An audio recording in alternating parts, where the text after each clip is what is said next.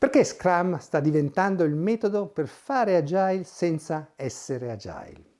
Dovete tener conto che Scrum è solo una delle molteplici metodologie che Agile offre. Sicuramente la più nota e per questo motivo viene confusa con Agile, ma la differenza è che Agile è un mindset, un modo di pensare e vedere le cose, mentre Scrum è solo una delle molteplici metodologie che Agile offre. Quindi adottare Scrum non significa trasformare automaticamente l'organizzazione in una struttura Agile.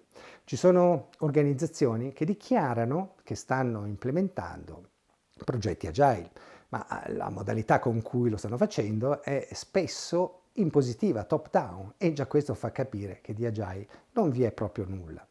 Altri invece affittano schiere di Scrum Master che fanno lavorare i team in modalità Scrum, senza minimamente cambiare la struttura organizzativa.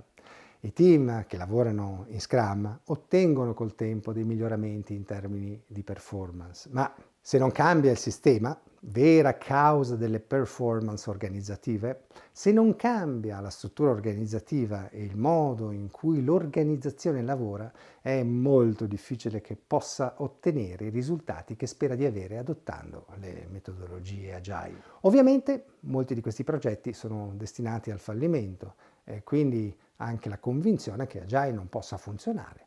Peccato che quello che stanno facendo Agile proprio non è. In pratica queste organizzazioni usano Agile per attuare la strategia del Gattopardo. Tutto cambia affinché nulla cambi. Ecco perché Scrum sta diventando il metodo per fare Agile senza essere Agile. È opportuno ricordare che il mindset Agile è la capacità di un'organizzazione di cambiare rapidamente strategia, struttura, processi, ruoli, competenze e tecnologie per cogliere le opportunità e quindi produrre maggior valore al cliente e a tutti gli stakeholder. Ma se sono solo i team a lavorare con Scrum e l'organizzazione non cambia, non possederà mai queste caratteristiche distintive del mindset Agile. L'unico modo per attuare una trasformazione Agile è quella di iniziare con la consapevolezza e l'adozione del mindset Agile. Se si parte dal mindset, l'implementazione è relativamente rapida, si parla di 6 mesi per un progetto pilota e 3 anni per l'intera organizzazione.